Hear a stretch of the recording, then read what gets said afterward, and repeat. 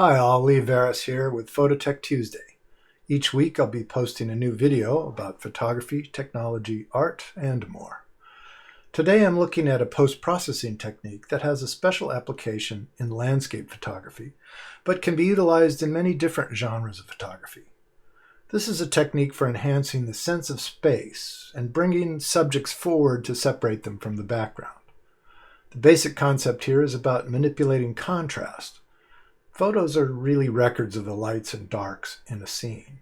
The illusion of three dimensions in a two-dimensional photo is created by the highlights and shadows that define the objects in the scene. Things that have more contrast tend to move forward, and things with less contrast tend to move back. Let's start by looking at some examples from the art of the past. This principle has been used in art for over 1,000 years and is generally referred to as aerial perspective. Starting roughly in 900 AD, Chinese landscape painters developed a very sophisticated spatial effect by fading things into the distance. Here we can clearly see the progression from near to far, starting with the dark contrast of the trees and progressively lighter and softer contrast of the temple, mountains, and what appears to be a very distant waterfall. Here again we see the contrast of foreground with not only darks, but the light clothing in the foreground subjects, gradually dissipating along the stream into the distant trees. It would take another 500 years for this technique to appear in Western art. The real world does not always cooperate fully with this effect. This scene shows a group of medieval reenactors engaged in a mock battle. Near to far contrast is fairly consistent, causing the battling subjects to merge with the spectators, canopies, and hills in the distance. Now, if we add some dust, we can create distance between the warriors and the background. A similar situation here, remedied by blowing some dust into the scene. Instead of completely removing them from the original background, we can maintain a sense of the original scene, but isolate them in a dramatic way. Here's a more subtle application of this technique. This shot, captured at Mono Lake, already has some natural aerial perspective, but the hill just behind the tufa structure obscures the shape at the left. Adding a layer of fog helps isolate the tufa and creates a more dramatic image. The fact that the fog never appears over this lake doesn't occur to the viewer. How about architecture? Here's an unusual angle of the Disney Concert Hall in Los Angeles. All leading lines and strong diagonals. But that dark building in the background disrupts the flow of the composition. With a little smoke, we get a stronger image. Again, the building across the street messes with the elegant lines of the stainless steel clad structure. Where's all this smoke coming from? Who cares? It really helps the shot. And another example, not bad the way it is, but now it's a castle in the clouds. Let's see how we can achieve this effect in Lightroom and Photoshop. Here we are in Lightroom. Let's work on this one, just as an example. This is easier to do, or I should say better to do in Photoshop, but you still can do something similar and effective at pushing this building back into the distance using Lightroom. Of course, we're going to have to build a mask, and I wish I could just say select the background, but in this image, Lightroom cannot figure out what is sky and what's background, so we're going to have to use the object tool here, and we're going to select this whole background area as the object. So I have to outline it here and then fill in this area so that Lightroom knows exactly what I want to consider my object here to isolate.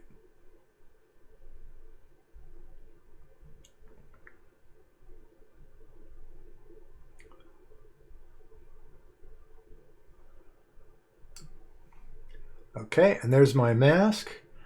And now what I what I want to do is reduce the contrast in that area. So I've found that the best way to do this in Lightroom is to use the curve. So here in the mask panel adjustments, we're going to lift the end point here, the black point, and just make this really bright. In fact, we're going to go pretty close to the top here.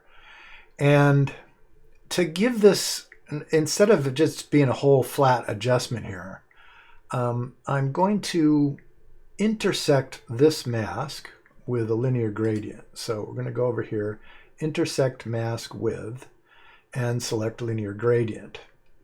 Now, once we have this effect in place, when I drag the linear gradient, you'll see I'll create a gradation here up across this building. So we'll start where it's fully heavy at the bottom here, and I'll click and drag up, and I'll get kind of a nice gradation happening with that building to make it look a little bit like perhaps there's some atmospheric haze back there. Now, as I said, this is perhaps better achieved in Photoshop because we have some more sophisticated tools. So here in Photoshop, I have to make a mask. And with these architectural subjects, it's really much better to use, let's go down one level here. It's better to use the path tool. So we'll come over here to the paths, and I'll select the pen tool. There it is. And straight lines, pretty easy. We're just gonna select the point there. I'm gonna move down here. I know that I bump into something here, and all straight lines, very easy. Just go outside the subject here. And then, you want to zoom in and make sure that your points are exactly in the right place. If I hold down the command key on the keyboard, I can now isolate that point directly. And here we go with this one. I want it to line up exactly. So as you can see, now I can see here that this point isn't exactly lined up, but I apparently need to pull out a little bit here. So I'm going to add another point just by using the pen tool. Click on that, and then holding down the command or control key, I can lift this up just to add that little curve area. Okay, so now that we've got the path, let's zoom out so we can see what we're doing here. I'm going to save that path, and we'll come to that later. We're going to use that to create a selection. So I'm going to go over to my path options flyaway here and make selections. And we'll give it a 1 pixel radius because it's a nice sharp edge. All right, so now we're going to create a new layer. Just add a layer, and we'll add a layer mask. And now you can see that the layer mask has that shape that defines the background. If I hold down the Option or Alt key and click on that, I can solo the mask, so you can see that that's our mask now. But at the moment, this is an empty layer.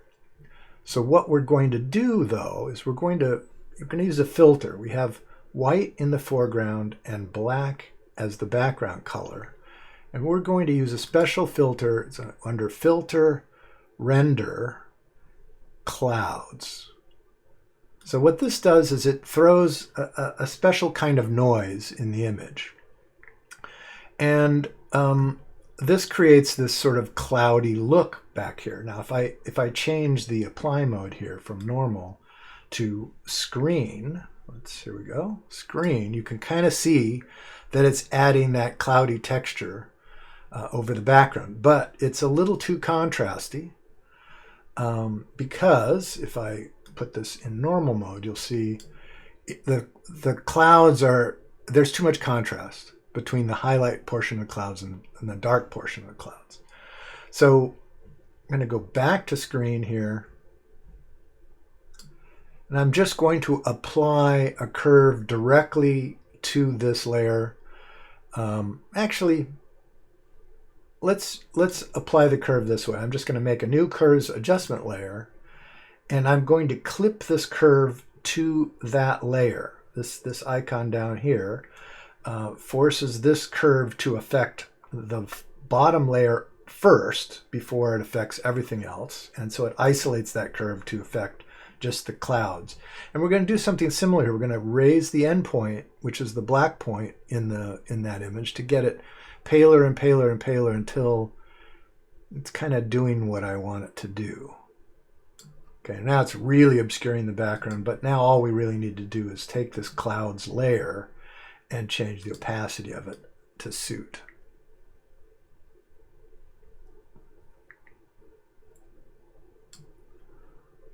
Okay, there you go. Let's go through these others. Let's do this one. This is a fairly complicated one. Now, I already built a path for this one.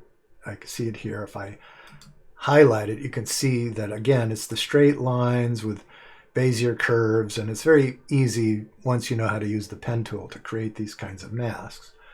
We're going to load that selection, make a selection, 1 pixel. I'm going to make an empty layer. I'm going to add the layer mask just by clicking on that layer mask icon, and now that the marching ants will go right into that layer mask, and we'll run our clouds filter, render, clouds, and go to screen. Kind of cool, you know.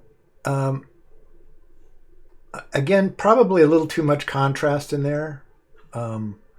It's sort of working, but let's do our trick with the curve again. Clip the curve to the underlying layer and raise that endpoint. Okay, kind of cool. Now, perhaps I'd want to take this off the pavement down here just a little bit, and then fade it off of the top just a little bit. So we're looking at creating an additional mask. So let's place both of these into a group, a layer group. So we go over to the layer panel, fly away, and we'll say new group from layers. And now this kind of puts these layers into a folder that can have a layer mask. So we'll stick a layer mask in there. And this time, let's take a gradient, and I'll again put white and black in the foreground and background, and then I can flip them. If I hit the X key or I click on this little arrow, I can put now black in the foreground. And getting my gradient up here, I'm going to do foreground to transparent.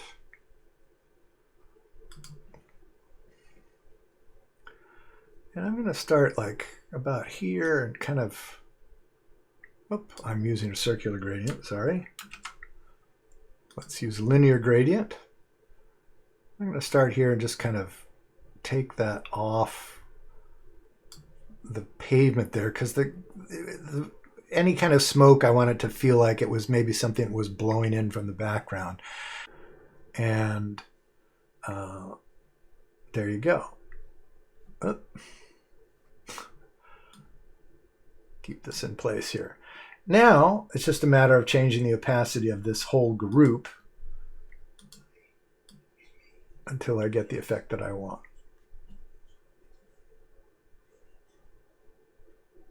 That's pretty good. All right, our final version, again, similar. Let's go through it. So we're going to make our path. I've already done that, so I don't have to show you how to use the pen tool again. We will make a selection, 1 pixel. I'm going to come back to my layers here and make an empty layer. Add a layer mask, which is going to take these marching ants and put it into the layer mask. Select my pixel portion of that layer, and then I'm going to run my filter. So filter, render, clouds. Now here's another thing you can do. Sometimes this cloud structure feels like it's too busy, it's too tight. We can simply grab a small selection. Now this is a selection that's working that whole pixel layer, not just the mask. We have the pixel layer highlighted here. That's very important. And now we're going to use the free transform tool to enlarge this section to cover the area that we're looking for. And if you hold down the shift key, you can now do something like stretch it out like that. So now we have like larger clouds that are maybe a little more convincing as clouds. Okay, let's drop our selection and change to screen. And now, pretty cool, we actually have this feeling that this is a building is up in the clouds, kind of. And we've isolated that background. I think it simplifies the shapes and makes it a little more interesting. Well, that's it for now. I hope you enjoyed this tutorial, and hopefully this has provided some inspiration for your own creative explorations.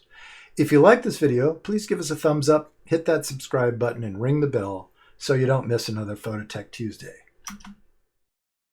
You might consider joining us for a travel adventure. Check out our trips and in-person workshops at our website, bobbyandleesphotoadventures.com. Our next photo adventure will be our street shooting tour of the ethnically diverse neighborhoods of New York. That's June 1st through 6th. Our last photo adventure for the coming year will be an amazing once-in-a-lifetime India for beginners, a first-class luxury tour including the Taj Mahal, a glamping tiger safari, and the Pushkar Camel Festival. That's October 17th through 29th. Next year, we will again go to Venice for Carnival, and sign up is now live, so check out the website for more info. Thanks for watching. I look forward to seeing you on our next adventure.